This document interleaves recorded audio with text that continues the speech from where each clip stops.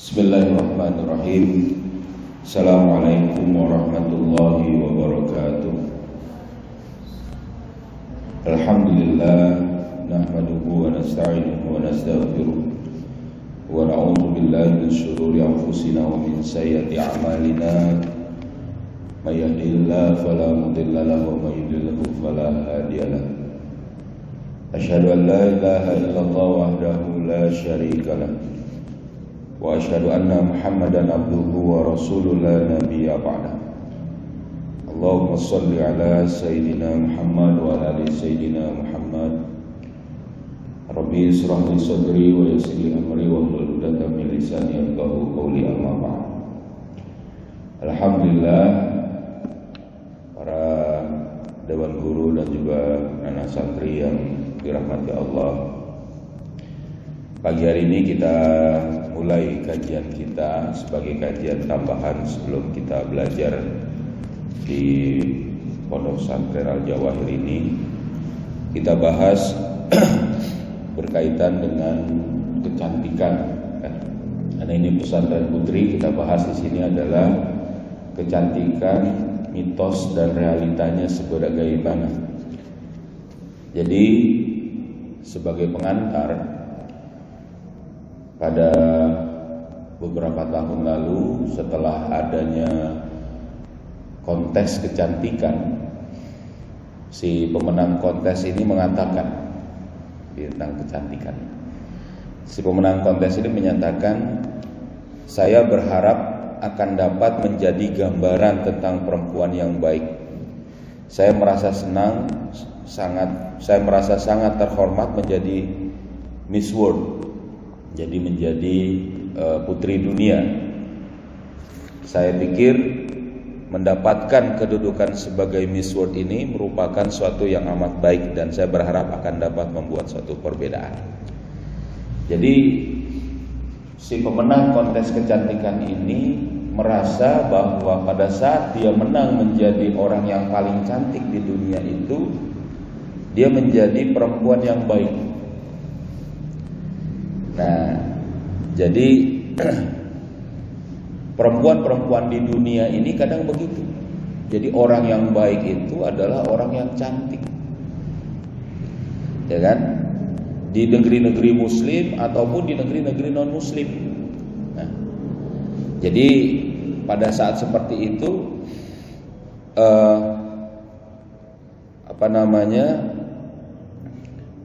menganggap orang-orang yang tidak ikut kontes, atau bahkan dalam tanda petik atau mungkin yang mereka katakan orang-orang yang jelek dalam makna fisik wajah mereka itu bukan dianggap sebagai orang yang baik, ya kan?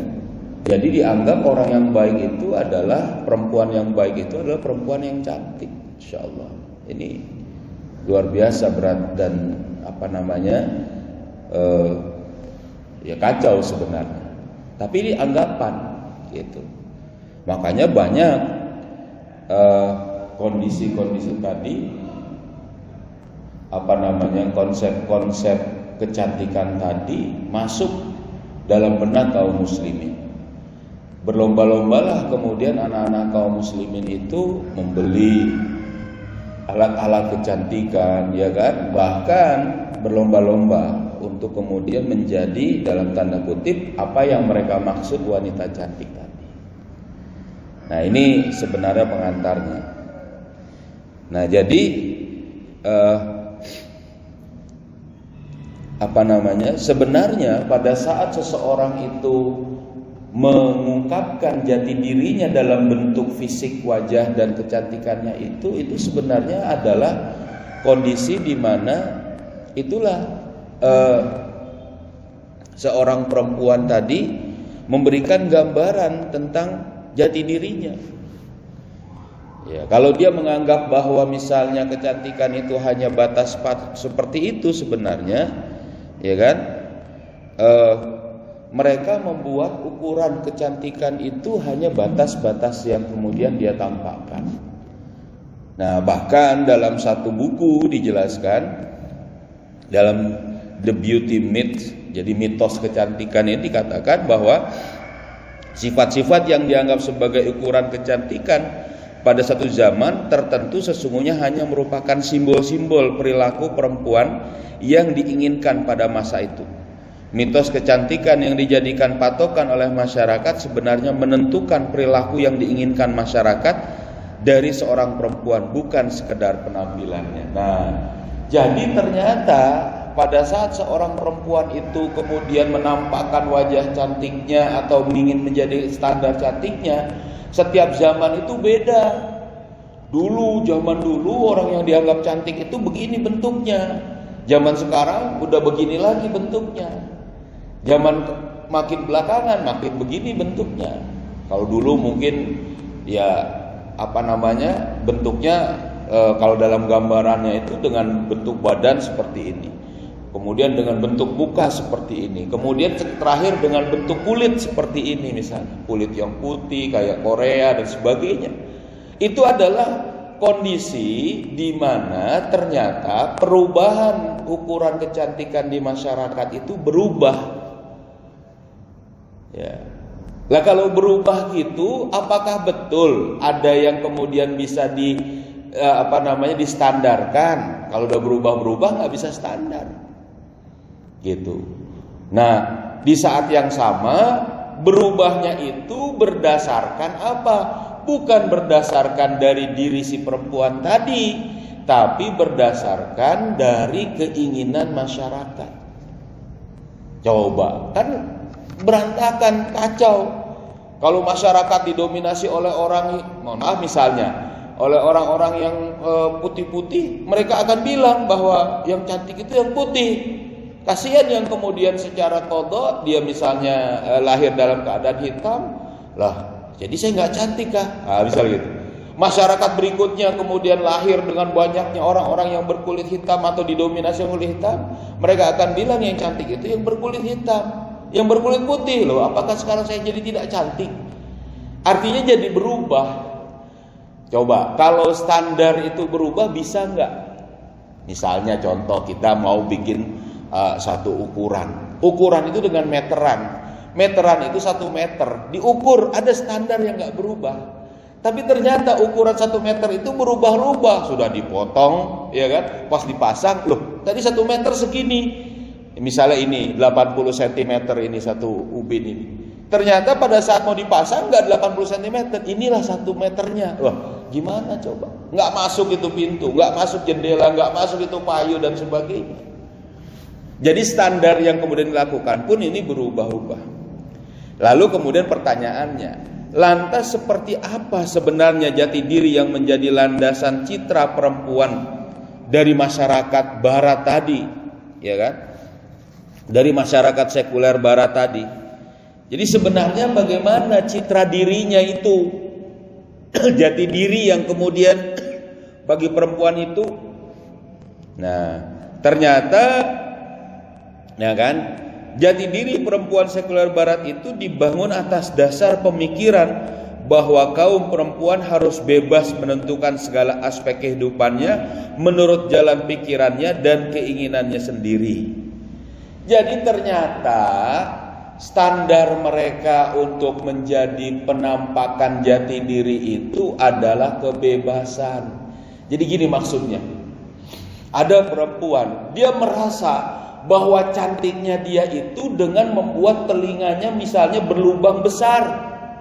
Ada ya di ini. Jadi dia pakai antingnya kemudian dimasukkan, lalu kemudian apa? Dia katakan dan masyarakat menerima, itulah yang cantik. Nah, coba. Kayak apa coba kan gitu misalnya. Lalu gimana ini kondisinya? Standarnya kebebasan, saya bebas. Menurut saya cantik itu ya begini, menurut saya cantik itu ya tidak pakaian ini, tidak memakai pakaian ini, pakai kalung yang banyak misalnya. Akhirnya seperti ini standar tadi seperti tadi saya katakan, apa? Tidak sama. Coba kalau kita ngikutin yang tidak sama gimana coba? Tadi, ya kan? Nggak ada standarnya, nggak enak.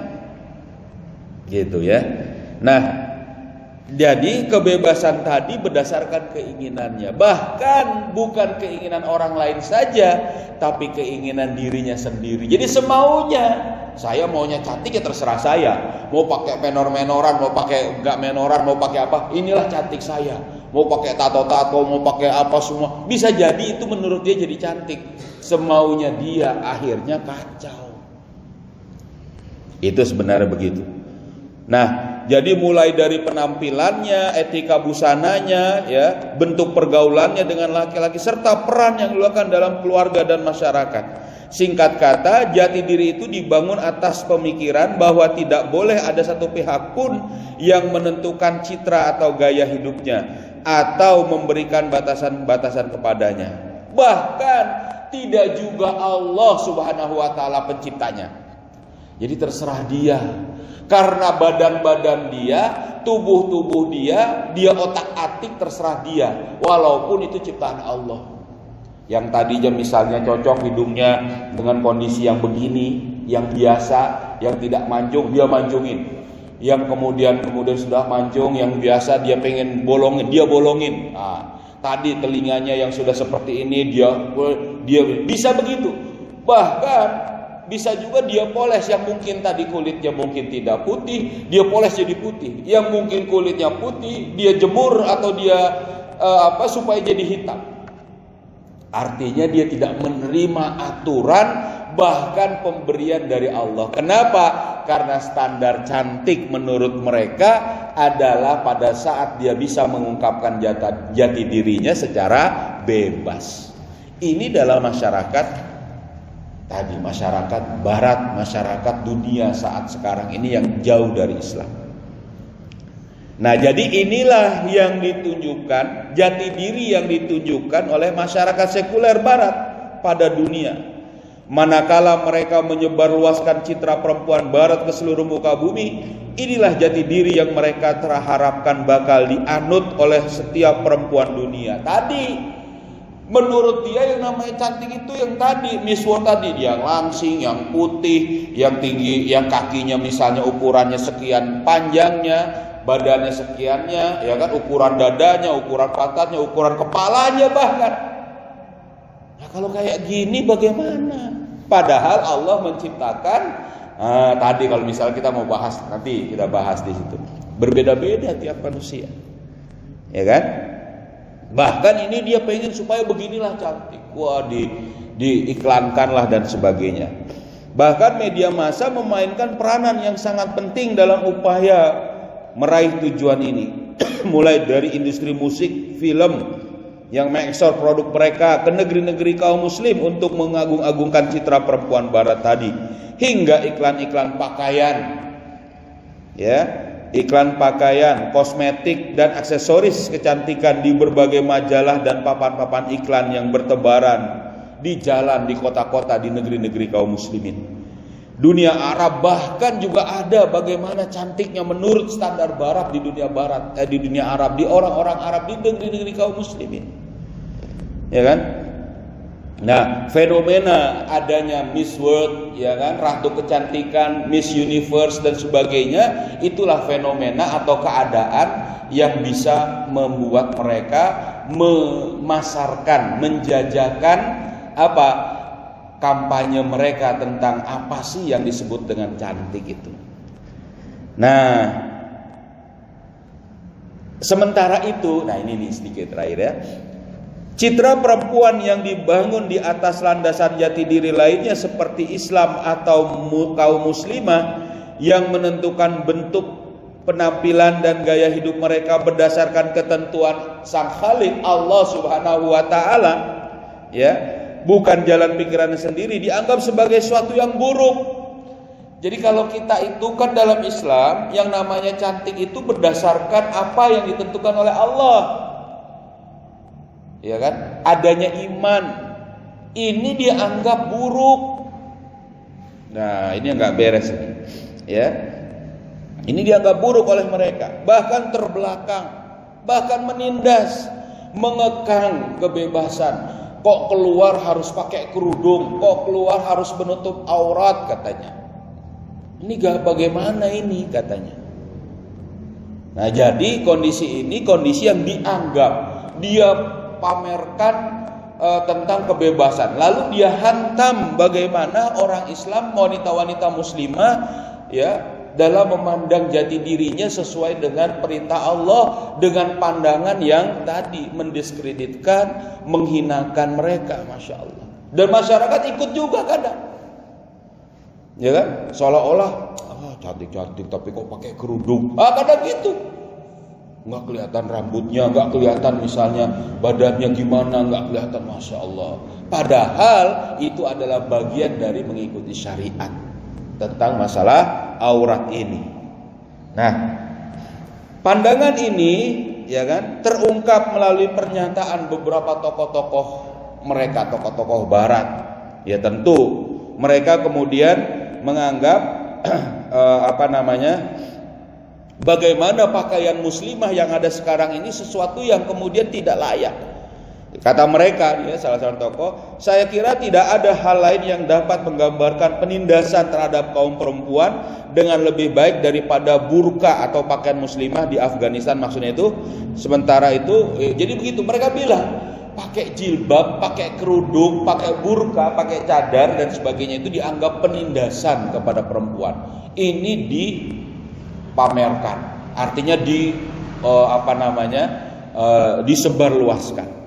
Nah, bahkan salah seorang politisi Prancis itu mengatakan bahwa hal itu, hijab itu menghindarkan kita dari mereka melihat wanita yang berparas buruk, masya Allah. Jadi pakai cadar itu adalah untuk, kata mereka, menutupi buruknya wanita-wanita, masya Allah. Ini kan propaganda, kalau dibilang propaganda ya, gitu. Ini yang nggak beres ini orang-orang seperti ini. Nah, perempuan-perempuan Barat terpukau dengan konsep mengenai kecantikan, citra dan penampilan. Tidak jarang mereka keliru mengaitkan kecantikan dengan kesuksesan, kepercayaan diri serta penghargaan dan penghormatan dari masyarakat. Atas dasar pemikiran semua itulah kita akan mencoba menguji apakah citra jati diri perempuan-perempuan Barat itu memang benar-benar citra dan jati diri yang semestinya dijadikan patokan oleh kaum perempuan muslim maupun non-muslim. Kita harus memahami apakah seorang perempuan memang benar-benar bebas untuk berpenampilan dan berbusana sesuai dengan keinginan, dengan pilihannya, atau apakah ia perlu menyesuaikan dengan harapan-harapan tertentu dari masyarakat. Apakah upaya mempercantik diri itu akan membuat seorang perempuan memiliki kepercayaan diri serta mendapatkan penghargaan dan penghormatan di masyarakat? Nah, ini yang kita pertanyaan tadi, apakah hal ini merupakan mitos atau bukan, ataukah realitanya bagaimana? Nah, jadi ini pembuka. Jadi pengantarnya tentang bagaimana keadaan masyarakat Barat, masyarakat Islam, bukan masyarakat di dunia sekarang, termasuk dunia Islam. Pada saat itu mereka memandang tentang kecantikan dengan kondisi seperti tadi. Padahal nanti kita akan lihat bagaimana sih sebenarnya mempercantik diri itu. Nah, itu ya, pagi ini kita bahas yang sedikit itu. Jadi ini akan kita bahas setiap pagi tentang bagaimana masalah kecantikan ini. Karena ini nanti kita akan terus ulangi, kita akan terus perdalam. Silakan, mau ada yang pertanyaan? Ada yang ditanyakan? Ayo, mau tanya? Ada? Tanya? Nggak ada? Nggak ada ya? Kalau tidak ada, tidak apa-apa. Nah, tapi nanti kita akan lanjutkan setiap setiap Jumat pada subuh ini ya, gitu. Insyaallah. Begitu? Kalau tidak ada, ini sedikit demi sedikit kita pelajari. Tapi jelas ngerti ya maksudnya. Jadi ini kenapa sih kita bahas? Karena adanya pandangan-pandangan yang tadi yang beredar di tengah masyarakat yang sebenarnya bisa jadi bahaya buat kita. Sebenarnya gimana sih gitu? Mungkin begitu. Terima kasih. Kalau tidak ada, mudah-mudahan anak-anak sekalian bisa terus untuk kemudian semangat kita mengkaji dan belajar. Setelah ini mungkin ada lanjutannya ya, masih senam dulu dan sebagainya, atau bersih-bersih dan supaya nanti dipandu. Tapi yang jelas insya Allah kita akan lanjutkan di pagi mendatang. Ya, nanti tiap pagi akan ada terus kajian-kajian yang baik buat kita insya Allah. Mungkin begitu. Mari kita akhiri dengan sama-sama membaca hamdalah dan doa akhir majelis bersama-sama. Alhamdulillahirabbil alamin. Subhanakallahumma wa bihamdika asyhadu an la ilaha illa anta astaghfiruka wa atubu ilaik. Assalamualaikum warahmatullahi wabarakatuh.